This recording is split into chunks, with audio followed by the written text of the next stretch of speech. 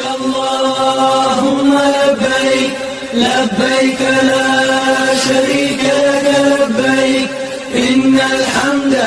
والنعمة لك والملك لا شريك. اچھا سر یہ بتائیں کہ یہ جو شریعت نے کہا یا علماء کرام فرماتے ہیں کہ جب بھی جانور کو ذبح کیا جائے اس کا جو رخ ہے وہ قبلہ کی طرف ہونا چاہیے، لیکن جو جدید طریقے ہیں اس میں وہ اس کی ٹانگ باندھ دیتے ہیں، الٹا لٹکا دیتے ہیں، پھر اس کا رخ تو نیچے کی طرف چلا جاتا ہے، تو اس کے متعلق تھوڑا بتائیے. دیکھیے اسلام کے اندر کچھ چیزیں ہیں جو فرائض کے درجے میں آتی ہیں، یعنی کہ لازمی آپ کو ویسا ہی کرنا ہے. کچھ چیزیں ہوتی ہیں جو مستحبات میں آتی ہیں، بہتر عمل ہے، پریفریبل ہے اگر آپ یہ کریں، لیکن مستحب کے اوپر اگر آپ نہیں کر پاتے کسی وجہ سے تو وہ آپ کا عمل درست ہو جائے گا. اسی طرح جانور کو ذبح کرنے سے پہلے اس کی ڈائریکشن قبلہ کرنا مستحب عمل ہے، پریفریبل ہے، اچھا ہے اگر آپ کرتے ہیں. لیکن اگر کسی وجہ سے آپ ایسی جگہ پہ ہیں جہاں پہ اس طریقے سے جدید طریقے سے سلاٹنگ ہو رہی ہے پلیٹ کے ذریعے سے، لیکن اور وہاں پہ پاسبل نہیں ہے اس کو اس کی ڈائریکشن قبلہ کی طرف کرنا، تو اس کی قربانی درست ہو جائے. بہتر یہ ہے، مستحب یہ ہے کہ ڈائریکشن قبلہ،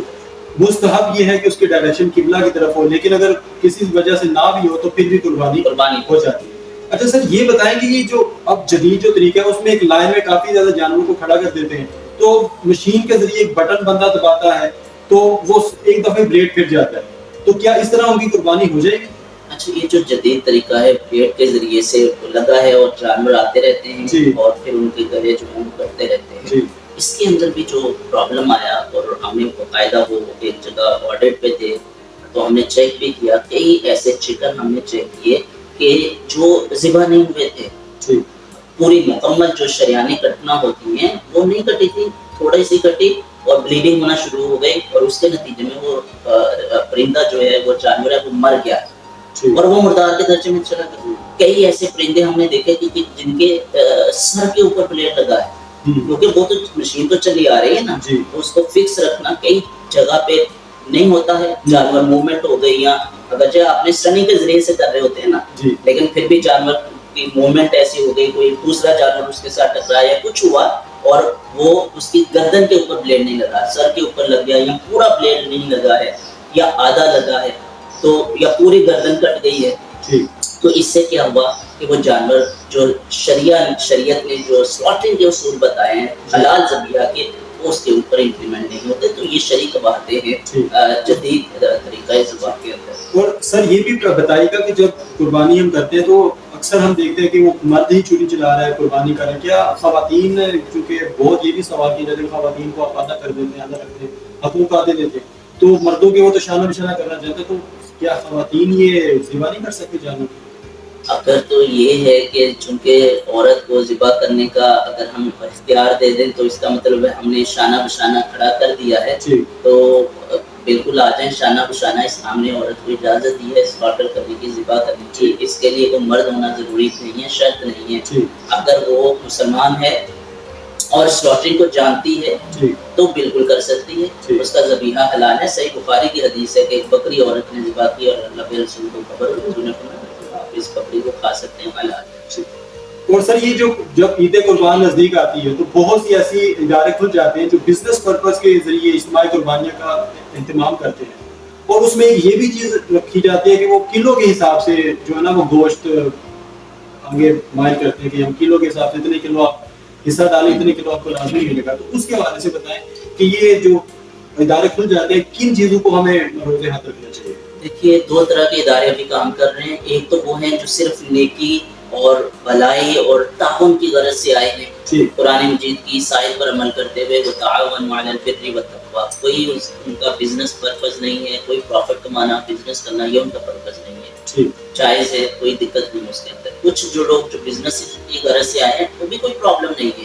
اگر بزنس کے جو شریعہ نے اصول مقرر کیے اس کے مطابق آ رہے ہیں تو دقت نہیں ہے. لیکن دقت کہاں پہ آتی ہے کہ جب صاف ظاہر ہے جب آپ بزنس کے لیے آئیں تو آپ کا تو یہ ہے کہ زیادہ سے زیادہ منافع کمایا جائے، تو آپ کیا کریں گے اور کیا کرتے ہیں کہ جانور ایسا خریدیں گے جو کمزور ہوگا، جو زخمی ہوگا جانور.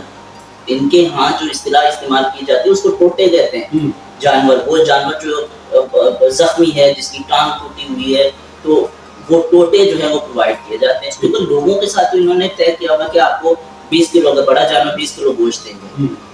तो उनको तो गोश्त से गरज है ना, लेकिन अगर ऐसा जानवर की स्लॉटरिंग हो गई, ज़िबा हो गया, आपकी तरफ से तो कुर्बानी हुई नहीं, क्योंकि अभी हमने देखा कि कुर्बानी के जानवर के लिए जरूरी है कि वो सेहतमंद हो, तवाना हो, बीमार ना हो, और उसके अंदर जो ज़ाहरी उयूब है, एक आंख का ना होना, काना होना, लंगड़ा होना, नबीना, इस तरह के ये युग नहीं होने चाहिए, और वहाँ पे तो हुए, वहाँ पे तो हुए, और आपको गोश्त तकसीम करते तो आपको गोश्त मिला है, आपके वाजिब कुर्बानी जो है वो अदा नहीं हुई। एक और प्रॉब्लम जो कसरत के साथ होता है और रिपोर्ट में हुआ है, वो ये है कि अभी हमने कहा कि गाय की कुर्बानी में मैक्सिमम कितने आ सकते हैं, 7 आ सकते हैं। अच्छा, अब हुआ क्या कि उन्होंने एक गाय की कुर्बानी में 8 लोग शरीक कर दिए। एक गाय ज़िबा की, उसमें से 80 किलो गोश्त निकला, मिसाल दे रहे हैं, और हमने ये तय किया था हर एक को के 10 किलो गोश्त देंगे। अब वो एक गाय में कितने लोगों को गोश्त डिस्ट्रीब्यूट हुआ है, 8 में किसी एक की भी कुर्बानी नहीं, शरीयत के खिलाफ है। बिल्कुल 8 तो हो ही नहीं सकते ना, एक जानवर के अंदर, गाय के अंदर 8 नहीं हो सकते हैं, मैक्सिमम 7 हैं। अगर 8 कर दिए किसी एक की भी कुर्बानी नहीं हुई है। और जो बकरा है, छतरा है, दुम्बा है, उसमें एक ही हो सकता है। अगर आपने 2 बकरे ज़िबा किए, 2 दुम्बे ज़िबा किए, और उसमें इतना गोश्त निकला है जो 3 लोगों में तकसीम हो सकता है, 3 लोगों का आपने मतलब 10-10 किलो आपने कहा था, 2 बकरे ज़िबा किए, 30 किलो गोश्त आ गया,